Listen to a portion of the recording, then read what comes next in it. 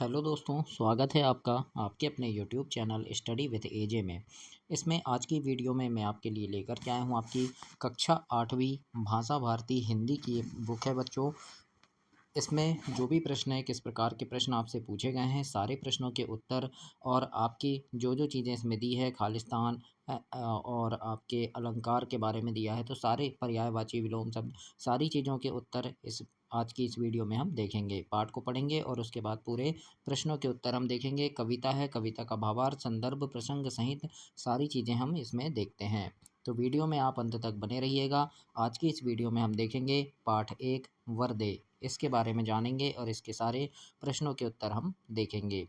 और दोस्तों, आपकी एट ग्रेड वर्कबुक की वीडियो भी चैनल पे डल गई हैं, तो उन्हें भी देखने के लिए चैनल सब्सक्राइब करें। और ये आपका अभी नया सेशन 2026-27 है, इसके लिए आई गई वीडियो हैं ये, तो इनको भी आप पूरा ध्यान से देखिएगा। आइए देखते हैं। सबसे पहले इसको हम पढ़ेंगे। यहाँ पर लिखा है, कविता है, वरदे वीणा वादनी वरदे, प्रिय स्वतंत्र रहो अमृत मंत्र नव भारत में भर दे। काट अंध उर के बंधन स्तर, बाह्य जननी ज्योतिर्मय निर्झर, कलुष भेद तुम हर प्रकाश भर, जगमग जग कर दे। अब इसका अर्थ भी हम देखते हैं। जैसे पंक्ति जो दी गई है पहली वाली, उसका अर्थ है कि वर दे वीणा वादनी वर दे। ये वाली जो पंक्ति है इसका अर्थ है कि कवि प्रार्थना करते हैं कि हे वीणा बजाने वाली माँ सरस्वती, हमें ऐसा वरदान दे जिससे हमारे देश में स्वतंत्रता और अमरता का नया मंत्र गूंज उठे। इसके बाद दूसरी जो पंक्ति है बच्चों की, काठ अंध उर के बंधन स्तर, इसमें कवि कहते हैं, कवि चाहते हैं कि अज्ञानी हृदय के सारे बंधन कट जाएं और ज्ञान का प्रकाशमय झरना बहने लगे, सारे पाप भेदभाव और अंधकार दूर हो जाएं और पूरा संसार चमक उठे। इसके बाद अगली जो पंक्ति है, नव गति नव लय ताल छंद नव, इसका अर्थ है कि कवि प्रकृति के माध्यम से नए बदलाव की कामना करते हैं, नया आकाश, नए पक्षी, नई आवाज़ और नई उड़ान। वे चाहते हैं कि भारत का हर व्यक्ति नई उमंग और नए विचारों के साथ आगे बढ़े। इस प्रकार से ये आपके पूरे पाठ का भावार्थ है बच्चों। सूर्यकांत त्रिपाठी निराला जी इसके कवि हैं, उन्होंने इस कविता को लिखा है, तो इसको आप ध्यान से पढ़िएगा। अब हम आगे इसके सारे प्रश्नों के उत्तर देखेंगे कि किस प्रकार से सारी चीज़ें इसमें आपके लिए दी गई है। कवि परिचय दिया है, कवि परिचय आप पढ़िएगा। इसको पढ़ने से काफ़ी सारी चीज़ें आपको यहाँ से जानने को मिलेंगी। और दोस्तों, हम पूरे अभ्यास देखेंगे, प्रश्न उत्तर देखेंगे और आपके सारे विषय हिंदी, अंग्रेजी, गणित, विज्ञान, सामाजिक विज्ञान, संस्कृत, सारे प्रश्नों के उत्तर आज आपको इस वीडियो में मिलेंगे। एट ग्रेड वर्कबुक के भी वीडियो मिलेंगे और परीक्षा के समय पेपर की वीडियोस भी इसमें आपको मिलेगी। तो उसको देखने के लिए भी चैनल को आप सब्सक्राइब कीजिएगा। आइए देखते हैं। अभ्यास में सबसे पहले बोध प्रश्न है और सबसे पहला प्रश्न आपसे यहाँ पूछा है, निम्नलिखित शब्दों के अर्थ शब्दकोश से खोजकर आपको लिखना है। तो जो भी शब्दकोश से अर्थ है आपको लिखेंगे। जैसे प्रश्न नंबर पहला में पहला लिखा है वीणा वादनी, तो इसका अर्थ होता है सरस्वती देवी। फिर नव मतलब होगा नया, और अंध और मतलब अंधकार से युक्त हृदय, बंधन स्तर यानी बंधन का स्वरूप, विहग वृंद यानी पक्षियों का समूह, कलुष यानी मन के विकार, तमहर यानी अंधेरा दूर करना, प्रकाश यानी उजाला और नवल यानी कोमल नयन। इसी प्रकार आगे है, मंद रव यानी धीमा, उर यानी हृदय, जननी यानी माँ, तम यानी अंधेरा, पर यानी पंख, कलुष भेद यानी मालिन भाव, जगमग जग कर दे मतलब जगमगाना, और ज्योतिर्मय निर्झर यानी प्रकाश युक्त झरना। तो इस प्रकार से आपको यहाँ पर शब्दकोश से अर्थ यहाँ पर आपको लिखना है। आप यहाँ से भी इसे लिख सकते हैं बच्चों। आगे हम देखेंगे। प्रश्न नंबर दूसरा है और इसमें पूछा है, निम्नलिखित प्रश्नों के उत्तर संक्षेप में लिखिए। यहाँ पर क, ख और ग तीन प्रश्न दिए हैं और नीचे भी और प्रश्न हैं बच्चों, इनके उत्तर विस्तार से लिखना है। तो इन सभी प्रश्नों के उत्तर हम यहाँ पर देखेंगे। मैं आपके लिए इसमें लिखित उत्तर लेकर के आया हूँ। किस प्रकार से आपको इनके उत्तर लिखना है, सारी चीज़ें हम देखते हैं। सबसे पहला प्रश्न आपसे क नंबर में पूछा था, नौ नभ के माध्यम से कवि क्या कहना चाहता है। तो इसके उत्तर में हम लिखेंगे बच्चों कि नौ नभ के माध्यम से कवि एक नए और स्वतंत्र आकाश की बात कर रहा है, जहां भारत के नागरिक नई उमंग और नए विचारों के साथ उड़ सकें। इस प्रकार से आप इसका उत्तर लिखेंगे। प्रश्न नंबर ख में पूछा है, इस कविता में कवि किससे वरदान मांग रहा है। तो इसमें लिखेंगे, इस कविता में कवि ज्ञान की देवी माँ सरस्वती यानी वीणा वादनी देवी से वरदान मांग रहा है। इस प्रकार से आप ख नंबर के उत्तर में लिखेंगे। और ग नंबर में आपसे प्रश्न पूछा है, कवि भारत में कौन सा मंत्र भरने की बात कह रहा है? तो इसके उत्तर में हम लिखेंगे कि कवि भारत में अमृत मंत्र मतलब स्वतंत्रता और अमरता का मंत्र भरने की बात कह रहा है। आगे है विस्तार से उत्तर देना है, इसके थोड़े बड़े उत्तर लिखेंगे। और इसमें क नंबर का प्रश्न आपसे पूछा है प्रश्न नंबर 3 में कि कवि माँ सरस्वती से क्या वरदान चाह रहा है? तो इसके उत्तर में हम लिखेंगे कवि माँ सरस्वती से वरदान चाहता है कि पूरे भारत में स्वतंत्रता की नई चेतना जागृत हो, लोगों के हृदय से अज्ञानता का अंधेरा दूर हो और ज्ञान का प्रकाश फैले। वह चाहता है कि भारतीयों की वाणी में नवीनता आए और वे मधुर स्वर में देश की उन्नति के गीत गाएं। इस प्रकार से हम इसके थोड़े बड़े उत्तर लिखेंगे, इसमें विस्तार से हमें लिखना है। और इसी प्रकार ख नंबर का प्रश्न पूछा है कि कवि प्रकृति की हर वस्तु में नया रूप क्यों देखना चाह रहा है? तो इसके उत्तर में हम लिखेंगे कि कवि चाहता है कि दास्ता मतलब गुलामी का पुराना समय बीत जाए और देश में एक नए युग की शुरुआत हो। जब प्रकृति के हर अंग मतलब पक्षी, आकाश, स्वर में नवीनता आएगी, तभी समाज में भी बदलाव आएगा। इसीलिए वह नई गति, नए लय और नए ताल के माध्यम से संपूर्ण परिवेश को नई ऊर्जा से भरना चाहता है। इस प्रकार से हम ख नंबर के उत्तर में लिखेंगे। तो ऐसे आपको इसे कंप्लीट करना है बच्चों। तो ये आपके जो प्रश्न उत्तर हैं वो इसमें कंप्लीट हुए। अब हम आगे देखेंगे प्रश्न नंबर 4। और प्रश्न नंबर 4 में आपसे यहाँ पूछा है खालिस्तान है। और इसमें प्रश्न नंबर 4 में पूछा है कि निम्नलिखित पंक्तियों की उचित शब्दों से पूर्ति करना है, यानी यहाँ सही शब्द आपको भरना है। लिखा है कलुष भेद तमहर, तो यहाँ आएगा प्रकाश भर।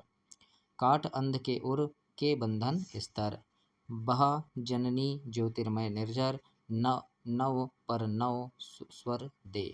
इस प्रकार से आप प्रश्न 4 को कंप्लीट करेंगे।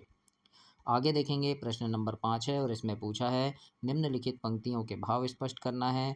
क नंबर में लिखा है काट अंध उर के बंधन स्तर, बह जननी ज्योतिर्मय निर्झर। और ख में लिखा है नव नभ के नव विहग वृंद को नव पर नव स्वर दे। तो इन दोनों का हम देखते हैं किस प्रकार से हम इसके अर्थ लिखेंगे। तो पहला वाला जो आपका क नंबर में लिखा था 5वें में कि काट अंध उर के बंधन स्तर, बह जननी ज्योतिर्मय निर्झर, इसमें हम इसके भावार्थ लिखेंगे बच्चों कि कवि माँ सरस्वती से प्रार्थना कर रहे हैं कि वे मनुष्यों के हृदय में व्याप्त अज्ञानता के अंधेरे रूपी बंधनों को काट दें और ज्ञान रूपी प्रकाश का ऐसा झरना बहा दें जिससे सारा जीवन अलौकित हो जाए। इस प्रकार से उसका अर्थ होगा। और उसके बाद जो दूसरा है ख नंबर में कि नव नभ के नव विहग वृंद को नव पर नव स्वर दे, इसका हम भाव लिखेंगे कि कवि चाहते हैं कि नए आकाश में उड़ने वाले नए पक्षियों के समूह मतलब देश के युवाओं को माँ नए पंख और नई आवाज़, नई सोच और नया उत्साह प्रदान करे। इस प्रकार से हम ख नंबर में लिखेंगे। तो ऐसे आपको प्रश्न 5 का ऐसे का और ख नंबर में आपको ऐसे लिखना है और इसे कंप्लीट करना है बच्चों। तो इसी प्रकार से आप इसे कंप्लीट करेंगे। अब हम प्रश्न नंबर 6 देखते हैं बच्चों। और दोस्तों चैनल ध्यान से सब्सक्राइब कर लीजिएगा आप। सारी चीज़ें आपको इस चैनल पर हमेशा मिलेगी, सारे विषय के आपको वीडियोस मिलेंगे, एड ग्रेड के भी मिलेंगे आपको। और सारी चीज़ें इसमें आपको हमेशा मिलती रहेगी। परीक्षा के समय आईएमपी प्रश्न, पेपर के वीडियो, सॉल्यूशन, सारी चीज़ें आपको इसमें इसी चैनल पर मिलेगी। तो चैनल ध्यान से सब्सक्राइब करना। और कोई चीज़ आपको समझ नहीं आ रही तो आप कमेंट बॉक्स में कमेंट करके मुझे बता सकते हैं। वीडियो कैसी लग रही ये भी आप इसमें ज़रूर बताइएगा। प्रश्न नंबर 6 में देखते हैं, सही विकल्प चुनकर लिखना है।